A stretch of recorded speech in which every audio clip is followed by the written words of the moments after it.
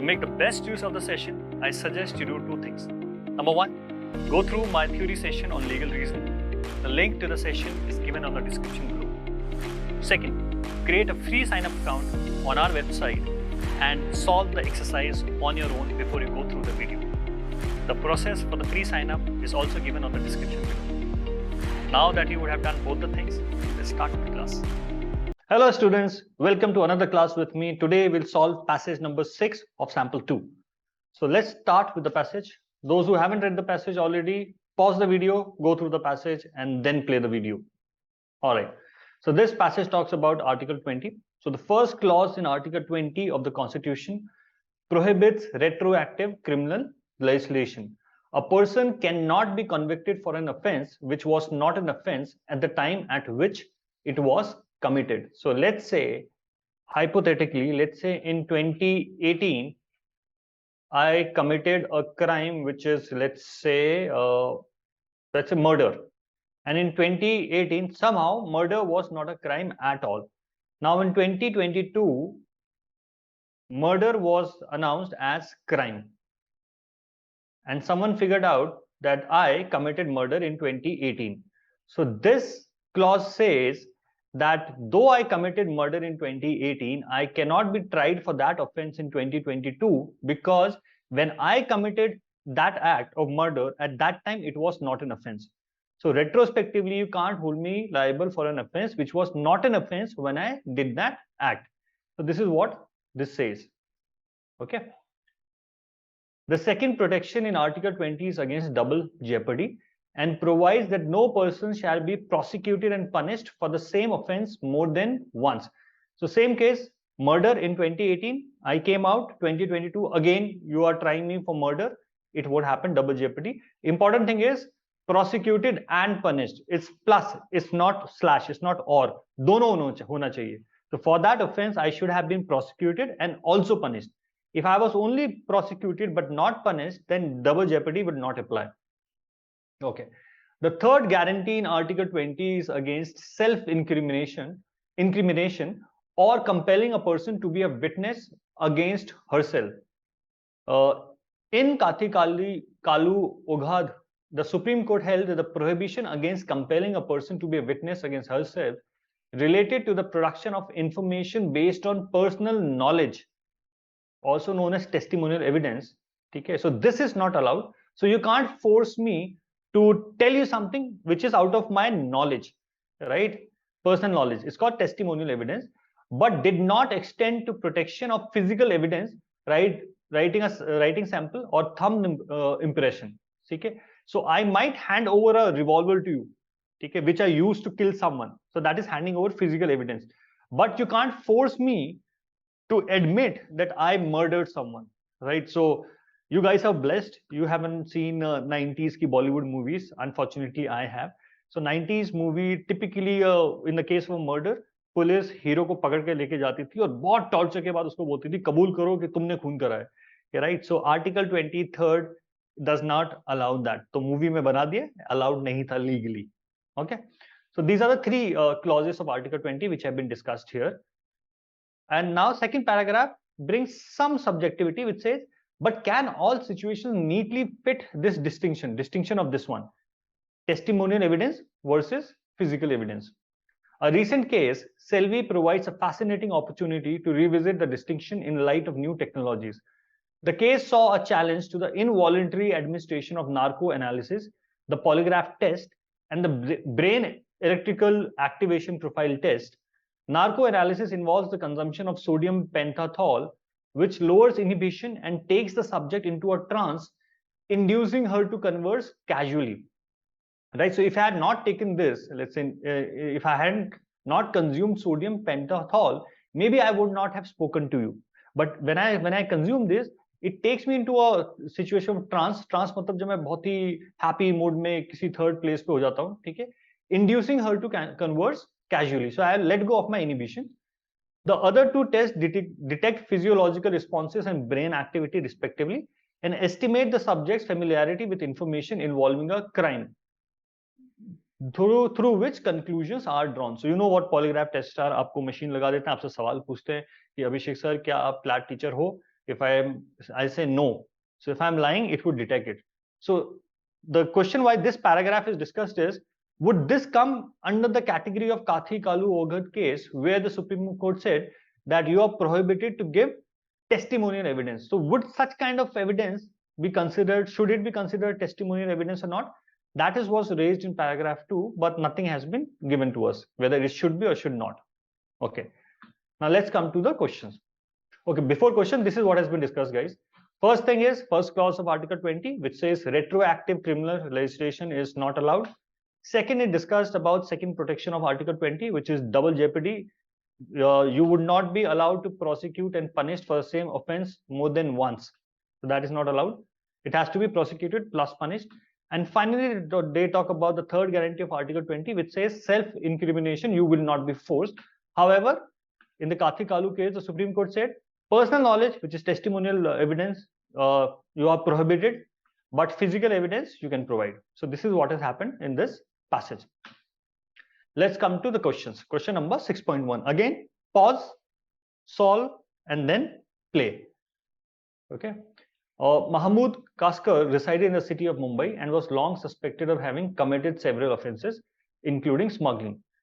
Kaskar came across a police checkpost on a road on 15 December 2019 and afraid that the police would find the contraband is वो smuggling वाला drugs वाला जो काम था उसका, that he had hidden in the trunk of his car. He drove through the checkpost instead of stopping.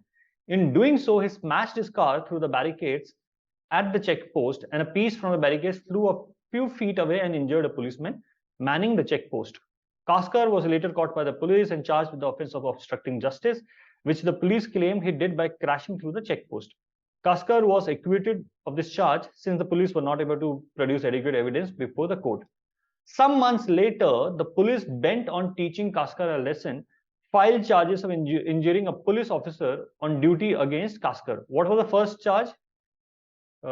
Obstructing justice, and now this one is injuring police officer on duty against Kaskar. When Kaskar was convicted, he filed an appeal claiming that the decision violated the protection against double jeopardy in Article 20. So guys, first of all, for double jeopardy to apply, a person should have been prosecuted and punished. He was prosecuted for this but was not punished, so he cannot claim double jeopardy. So will Kaskar succeed? No. So this is gone, this is gone. Let's look for the logic. Since the second child filed against Kaskar was in relation to a different offense than the first one, okay, yes, that is also true. Here the offense was obstructing justice. Here the offense was injuring a police officer. So it is not the same offense. No, since he was long suspected. So this is not the case. The correct answer here is it was not the same offense. So the same offense should not be prosecuted and punished more than once. So दो cases पे out हो जाता है ये वाला double jeopardy. First, he was not punished. Second, this is a different offense. Okay, let's come to for the same offense. This is not the same offense. Let's come to the second question. Okay. Sometimes after the two prosecutions mentioned in the previous question, the police managed to recover CCTV footage from the area near the place where the police checkpost was and file fresh charges for obstructing justice. So पहली बारी में obstruct justice किया था, इस बार भी same offense है, but first time he was prosecuted, so prosecution happened, but punishment, this did not happen. So double jeopardy does not apply. Had he been punished earlier for the same offense, then he could have claimed double jeopardy. We are applying this principle here. So this happened, this did not happen. So the answer is no. Since the police were able, no, this is not the correct answer. Since he was prosecuted but not punished, this is the correct answer. Let's look at this one. Concerned at the increasing number of instances the rash driving in Mumbai, the legislature passes a law on 12th January 2020, making rash driving a criminal offence punishable with 3 months imprisonment. The police, who are hell-bent on punishing Kaskar by now, file fresh charges and initiate a fourth case इसके पीछे पड़ गए हाथ धो के, fourth case against Kaskar, claiming that his act of driving through the police checkpost constituted rash driving. Kaskar now claims that his fourth trial violates the first clause of Article 20. What is the first clause of Article 20? retroactive criminal legislation. A person cannot be convicted for an offense which was not an offense at the time at which it was committed. So this rash driving is a new law. When he did this, if he did this at all, now you have the evidence that he was driving rashly, but at that time that was not an offense. So yes, he can claim the benefit of clause 1. So no gone, yes, no.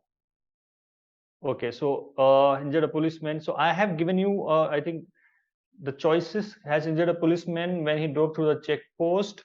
No, since driving check did not constitute. Yes, this is the correct answer, guys. Will the police succeed in his fourth trial? The answer is no. Sorry, once again. The answer in this case would be no, because police will not succeed, because when he did that, it did not constitute rash driving. So retroactive criminalization यहाँ पे activate हो गया. Okay, let's go to 6.4. Okay, while he was in custody, the police decided to investigate whether Kashkar was involved in the instance of smuggling that he was suspected of having committed. They asked him to produce a DNA sample that they could use to compare against the evidence they obtained from a boat suspected to have been used in such smuggling activities. Kashkar refused, claiming that forcing him to provide DNA sample would violate his protection against self-incrimination, which is this one. So in this case, guys, this is not allowed, but physical evidence is allowed. So presenting to provide a DNA sample is physical evidence. So that the police can ask him to. Can the police force Kashkar to provide DNA? Yes. So no and no is gone. And this is the reasoning behind it, which is DNA samples amount to physical evidence and not testimonial evidence. So this is the correct answer. Okay. Last question. Assuming that a Supreme Court was bound to follow the decision in Kalu Oghad while deciding Selvi, what decision should the Supreme Court have taken in Selvi as regards the forcible administration of narco analysis on person? So what did the court said here? That personal knowledge is not allowed, physical evidence is allowed. So when you're giving narco analysis, you're making the person to speak with you casually, which is to say something which he would not have said otherwise, which is he might end up giving you testimonial evidence or evidence out of knowledge. So if we apply this rule, then this would not be allowed. What would it result to? It won't be constitutional. So this is out, this is out. It would be unconstitutional because you are extracting testimonial evidence. So this is the correct answer. So with this, we end the passage, guys.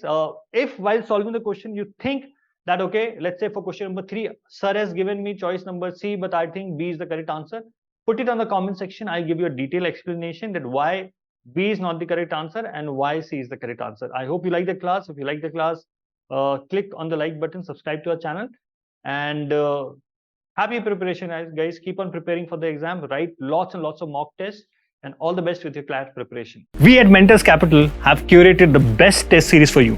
We can confidently claim that our test series is best in the market. So go and see it for yourself. Remember, coaching kahin se bhi. Test series from Mentors Capital.